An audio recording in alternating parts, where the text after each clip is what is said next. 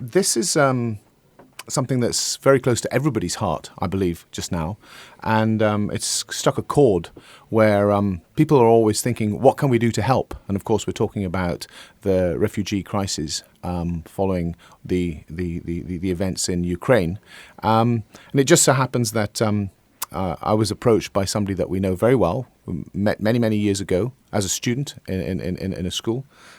He's a young man with an enormous amount of drive, and in a very short period of time, he can make things happen. The Ukraine project under Vall de Pop, Ukraine, has been set up by Richard McHenry, as I say, somebody that I met as a student many, many years ago. But it's an absolute privilege to talk on his behalf and on behalf of the organisation that he has set up almost overnight. And the idea is to support Ukrainian refugees who require accommodation and all of the infrastructure that comes thereafter once they move to this part of Spain. Mm-hmm. Vall de Pop, Ukraine has agreed with 9 town halls to support the Ukrainians with schooling, health, food, and other essentials. So Richard has set up a website, which is 𝐕𝐚𝐥𝐿depopukraina.com, where you can offer access to accommodation and volunteer in many different ways. I might say that in a period of about 4 to 5 days, Richard's had so many people approach him to offer both accommodation and volunteer as drivers or as support workers. What's really, really important is that this isn't just thrown together. This will follow some very careful and strict protocols to ensure that both the families who are offering support in housing are protected and are looked after and are advised and will be signing a contract to that end. And equally so to look after those Ukrainians who are coming over to a place they don't know. Many of them will not speak the language, but they will have support through Richard's network to ensure that the appropriate protocols are followed by them and for them. So to this end, the hosting families will sign a code of conduct and the refugees will sign an asylum agreement so that they know that they will be protected and that social workers can then call on them to make sure that they are looked after and that their needs are met. Mm. People are very worried. People are very concerned. They want to do something and they want to do the right thing. They don't want to donate and it happened to go to the wrong place. Here we know that there is a bona fide good guy who's managed to mobilize people so fast and the money will get to those in need. It will go to the front line of those who need it. It doesn't get lost or swallowed up into some huge organization where, in fact, the trickle that ends up at the end doesn't really fulfill the requirements of those who absolutely are in need of this. But I suppose the thing that we need to focus on right now is, how can our wonderful helpers, the people in the community, really support this on a daily basis. And we're looking for donations of clothing and food, for clothing for all ages and food to be dropped off at the following places: the Halon Valley Help Shops, the original charity shop in Xabia, mm-hmm. Help in La Jara, and any of the 3 XIC sites. Now, with regard to the clothing, it would be enormously helpful if it were bagged with the age of the person that it would be specific for and the sex. So that means that our helpers wouldn't have to spend ages trying to sift through and then rebag the clothing. So if anybody is going to donate, it would be enormously helpful if they could just give us a little note of what is actually contained in the bag. That will accelerate the process no end. Yes. We're also looking for medical equipment because any bandages, tourniquets, plasters, etc., anything that you think that could be of use, please do donate that. And when Richard has his team of volunteers driving over to Poland, they will take these supplies with them. And in fact, Richard and will be entering Ukraine and heading to certain parts of Ukraine to help those who are in fact affected and they haven't been able to get out. So if you have got medical equipment that you could donate, that would be hugely helpful as well. Right. The next thing that is massively important is Richard is looking for volunteer drivers, those people who are prepared to be mobilized and ready to go on or by the 15th of March, and they will drive with a co-driver a long distance. They need to be prepared and capable of doing this. Send him an email. If you've got any particularly specific questions, do in fact ask them there and then.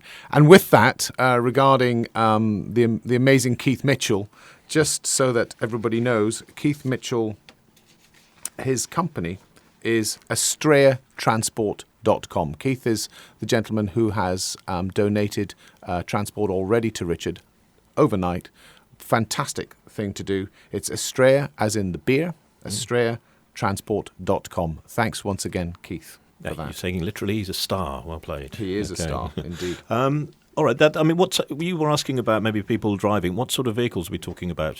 Large, could be anything. Any vehicles, really. I mean, you would need to be maybe qualified to drive something larger. Would that come in? No, just anyone. I don't really think so. I mean, I think I've driven Keith's.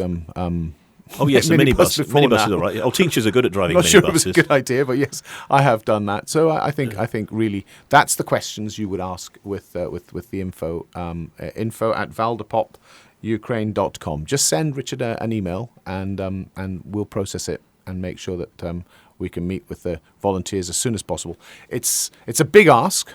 But we know there's a lot of people out there with time and ability, and we know that they'd be keen to support if they can. But also there's the housing side. Now, we touched on this already, and you said there will obviously be protocols in place. We're not just saying, okay, bring people in. And it's also, I mean, in our minds, maybe we're thinking, okay, you're hosting someone in your house while you're there. But a big part of it is we want like a whole house that's maybe empty at the moment, sitting there. It's exactly that. We will give all of the information that we've given before out again at the end, but just to advise everybody that right now 40 families have donated houses, which is incredible. What Richard is hoping to try and achieve is to get that number up to 80 to 100 houses. Now, if you think that they've managed to have people donate 40 houses in 3 to 4 days, I think this is very achievable. But the idea, as we said before, we need to protect those people who are donating the accommodation just as much as we need to protect the refugees who will be housed therein. Yes, there may be a little bit of trepidation, understandably, I guess. Yeah, but just as long as you've got the contracts right and people know where they are and know where they stand, then that's very, very important. Richard advised us that we're looking for properties that would be available for at least 3 months, and thereafter or during that time, negotiation can take place as to whether the house would be available for longer, or in fact, after 3 months, then the families would need to be rehoused. Many people have donated space in their houses, so we already have in excess of 80 bedrooms, but it's really to be able to house families as opposed to individuals. That's a focus at this stage. 3 families have actually arrived, and Richard has in the pipeline another 24 families that will be here in the next within the next week. So this is quick. It's happening really quickly. And so many thanks to those people who are already involved in the process, because they do it without a thought for themselves, and they do it really, really quickly. And the whole idea is to try and help these poor people who are quite dramatically affected. If you do have a property, don't go direct to somebody. Come through Richard, come through the process, because then everything will be signed, sealed and delivered properly, where the correct protocol in order to get support, financial support, to be able to sign on the padron, to be able to access the schools, to be able to do all of those things properly, rather than setting somebody up in a house and then what happens, No, you need to get the program and the process and the support that he has behind him to be able to make sure that these people are respected. This is the whole point. This is not some sort of ghetto that is being created. It's quite the reverse. It's done with huge respect in order to try and give those poor people who have been displaced the opportunity to move on with their lives and to move on with their schooling, which is something that we hold very, very highly, of course, Moody. Quite. The end game ambition is to try to place in the region of 500 refugees in this area, and then look after them properly, so that they can actually, live normal lives, as normal as they can, in appropriate accommodation and go about what they should and could be doing in this part of Spain. Yes, as you say, that's the follow-up bit, and it all works together as well as them being safe, and in accommodation. There's the thing about sorting out any paperwork that needs to be done, including providing the transportation to get to maybe Alicante or wherever, and that's what we're asking the help for. Yep, it's just that. Mm-hmm. So, do you have further contact details? Funnily enough, I do. Funny you should ask. No, this is just, as you say, it's all happening so quickly. Yep. This has just gone up on our website, so bayradio.fm/donate at the moment. It will be on the homepage probably within an hour, I would think, because there's people beavering away working on this at the minute. Yep. And, cash donations, obviously, ideal. We will never say no to that. Without question. I mean, we will through the college, be contacting our community and asking if they would like to make donations, that they can do so in either of the schools, any of the centres, and we'll make sure that it gets to Richard and his team, immediately, because the money buys all of the things that these people need, and they need it now. And if you're feeling benevolent and generous, and your hearts, we know that people out there are only asking the question, how can I help?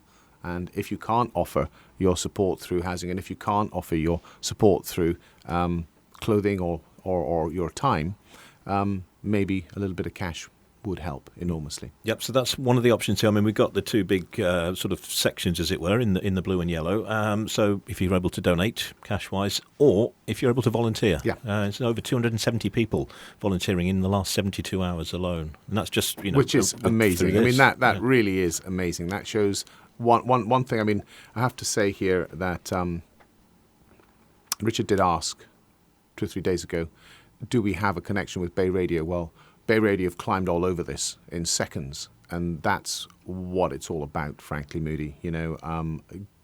Good people doing the right thing at the right time and quickly. And I think that will mobilise a huge group of people in order to support those in need. It's just getting the message out, and I know that people were asking you and asking Richard, just what do we do? How can we do it? So we've just got to make sure that we give out the final addresses that people can communicate with him, and then it's all go. Yeah, and we can speak to them again as soon as we have more information. And we look forward to talking to your listeners, our listeners again, very, very soon about it. Well, I mean, well done to you, because you don't exactly have, there's that much spare time in your hands. You have a busy old job overseeing the 3 sites there at XIC. It's a privilege. To get involved. Okay. It really is. Well, I can tell it means something. So thank you ever so much. We'll speak to you soon. So the details on our website then, bayradio.fm. So go to /donate at the minute and see how you can get involved. And it's Vall de Pop, Ukrania, with a K and an A on the end, .com.